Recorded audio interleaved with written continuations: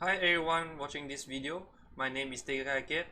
We are from group 17 and our project name is Make or Break. These are all the members of this group, and this group is led by Lo Yen Shen. A very good morning. I've been to Dr. Salima. I am Loyan Shen from Group 17. Now, I will be presenting questions being addressed in this assignment. The first question, what are the top 5 most significant factors affecting divorce rate? The second question, what is the divorce rate for a spouse based on these factors? The last question, is a spouse divorced or not? That's all from me. Thank you. Moving on to the description of our dataset. Our dataset consists of 170 observations and 55 columns. These columns include 54 attributes and one class column.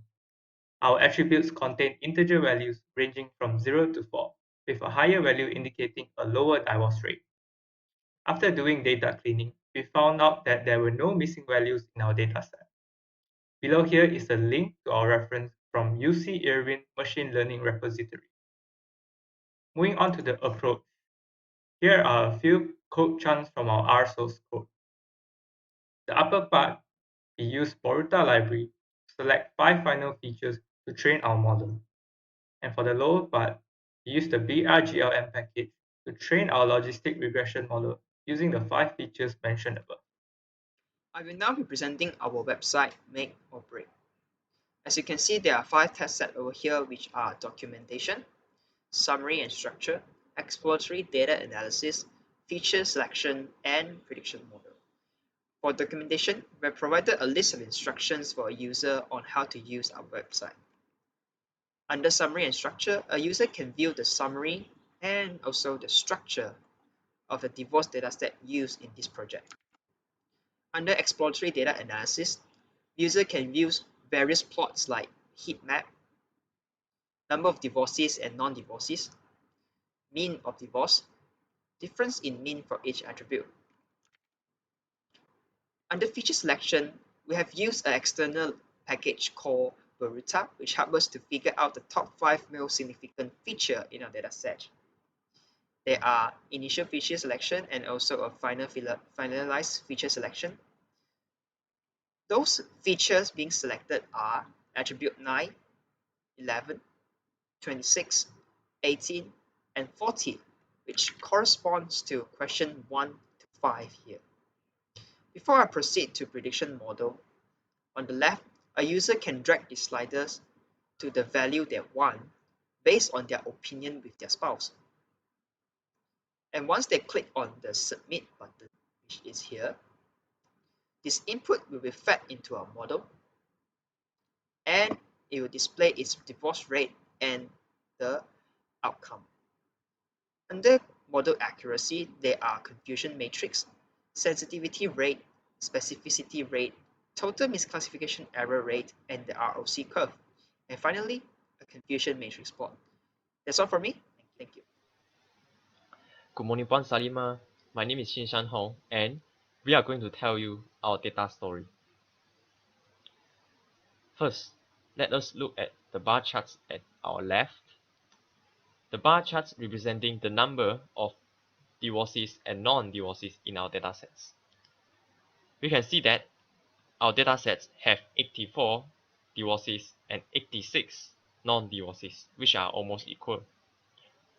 And then we generated a heat map during our data exploration so that we can understand our dataset structure better. These y-axis are representing the number of observations in our dataset, and the x-axis are representing the attributes or features in our datasets. Our datasets have 2 classes, which is non-divorcees and divorcees, which are represented by the blue sidebar. The deep blue sidebar are representing 1, class 1, which is non-divorcees, and the light blue sidebar are representing 0 for the divorcees. And we can see that the upper part of the heat map generally have higher values compared to the lower part of the heat map.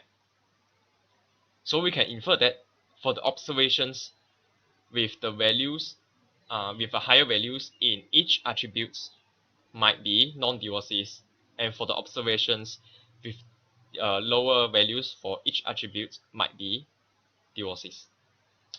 Our inference are further proven by the scatter plot below, which is about the attribute means for divorces against non-divorces. The x-axis is for the non-divorces and the y-axis is for non-divorces.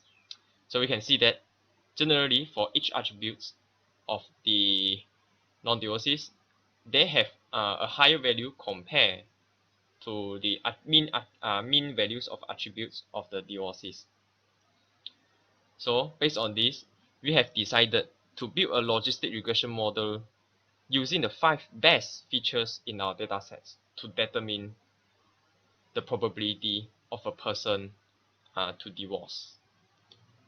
Thank you for listening, and I'm gonna pass to my friend Kai Kat to explain our stakeholders for the products. Thank you. The stakeholders to this data product is government and general public. This data product provides information to the government on the probability of divorce rate of the publics and the factor increase the divorce rate. This data product also provides new solution for general public who need to predict their divorce rate and the reason that cause the increase of divorce rate. For the summary of experience, one of the problems we had encountered during this project was our dataset had perfect separation, but our logistic regression algorithm implemented using GLM did not converge, giving us illogical output.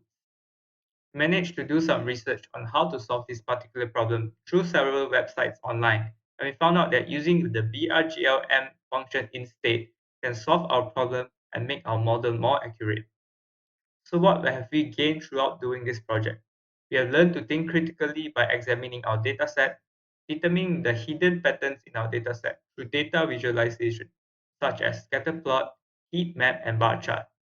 We have also learned the importance of working together as a team, especially during this pandemic, because we couldn't meet one another, and it is vital in successfully carrying out data science project. Thank you.